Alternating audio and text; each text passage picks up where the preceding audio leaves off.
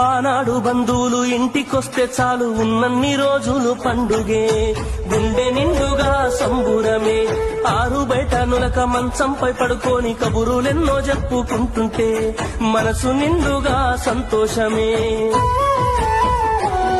వాళ్ళు తిరిగి ప్రయాణం అవుతుంటే ఇంకో రోజుంటే బాగుండనిపించి ఎక్కే బస్సు వచ్చి వెళ్ళిపోయేదాకా చెప్పులు దాచిన జ్ఞాపకమే.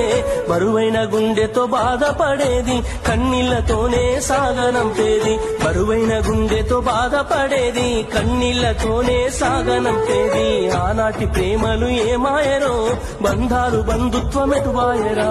డబ్బు బంధాలే మిగిలేనురో, మనుషులే దూరమయ్యేనురా.